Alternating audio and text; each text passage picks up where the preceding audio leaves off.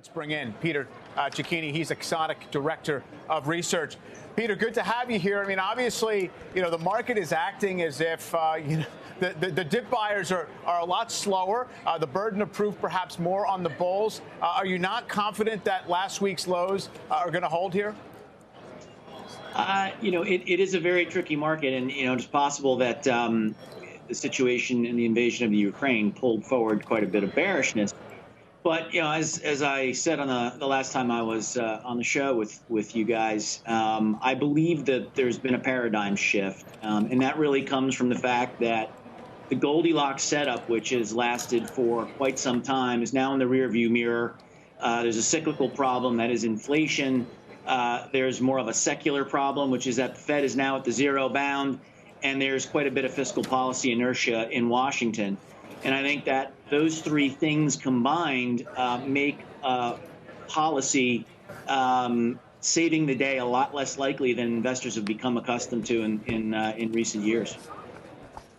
But what about the fundamental story, Peter, that the economy is in pretty good shape once it rebounds from the Omicron slump, and that it can handle higher rates, and in fact that's necessary, and we're fairly insulated from things like Russia? What about that case? And that things have already gotten pretty cheap because they've sold off in response to all the factors you just laid out. Right. Well, whether or not things are cheap is obviously a relative assessment, and the S&P is still trading around 3 times revenue. So relative to history, the S&P is actually still quite expensive. So I don't buy that argument. And I would also say that one of the reasons why the geopolitical situation in the Ukraine matters is because the transmission mechanism to the United States and other developed economies comes from the energy market. It has been very unusual for oil shocks like the one we're seeing right now not to result in significant slowdowns.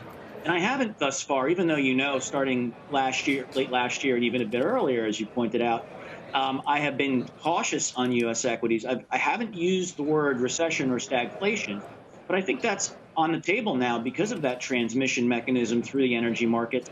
And quite frankly, because the Ukraine is also the breadbasket for Europe and impacts other areas of the global supply chain, like semiconductors, through the supply of neon to the lasers that etch chips and so forth.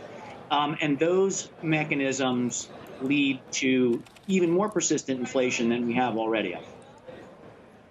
Peter, one of the lines about, excluding food and energy from the measures of core inflation to get the underlying trend, people ridicule that idea, right? Because they say, well, just because it's volatile doesn't mean you don't have to pay it.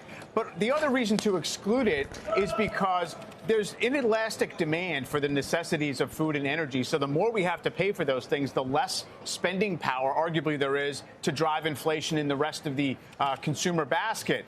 Is that not something that in itself is going to act ultimately as a little bit of a brake on the core inflation trend as we get a few months out?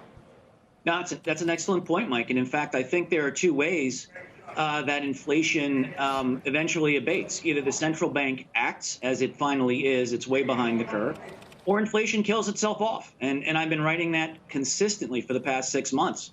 And in fact, that's precisely the problem with not acting on inflation, because it will eventually kill itself off, and it is always eventually transitory. And the fact that inflation is abating because demand is lower for other things, because more money has to go to necessities like food and energy, is not necessarily a good thing for the real economy.